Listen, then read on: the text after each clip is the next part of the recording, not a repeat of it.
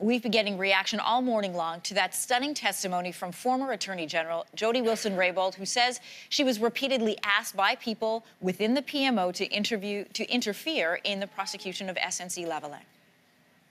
Within these conversations, there were expressed statements regarding the necessity of interference in the SNC-Lavalin matter, the potential of consequences, and veiled threats if a DPA was not made available to SNC.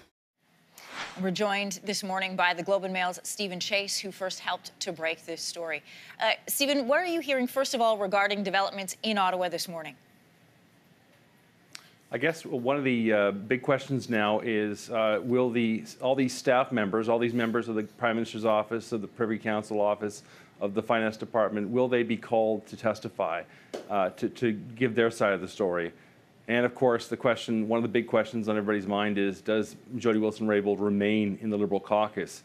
It's hard to see her cohabiting in the same caucus as Mr. Trudeau. Yeah, I likened it this morning to like the running back saying, yeah, Tom Brady deflated the football. She's still wearing the team colors. How long can she stay? That's a very good question. I think in some ways it would make more sense for her to wait to be kicked out as opposed to leaving herself. She can claim the Liberal Party left her as opposed to the other way around. Yeah, there are optics involved in that for sure, in asking her to leave, especially after that testimony. I wanted to ask you about a part of her testimony yesterday where on September 11th, she says Mr. Chin said that SNC has been informed by the PPSC it cannot enter into a DPA, a Deferred Prosecution Agreement. She then goes on to say Mr. Chin, who was Chief of Staff for the Finance Minister, also noted SNC's legal counsel was Frank Iacobucci, and further detailed what the terms were that SNC was prepared to agree to, stating they viewed this as a negotiation. You're in Ottawa. Explain to the rest of us in the country, is it unusual for a large company to be in a negotiation with the Finance Minister's office? Yes, it is. This is not, the Finance Minister's office, for instance, is not the one handling this case.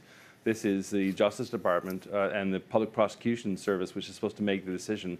And by that time, by September, I guess you last referenced September 11th, they'd already made their decision. So they're actually trying to find a back door into undoing the decision and having it go their way.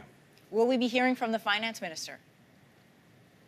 That's a very good question. There is a long list of people who we now want to hear at the Justice Committee to explain their side of the story.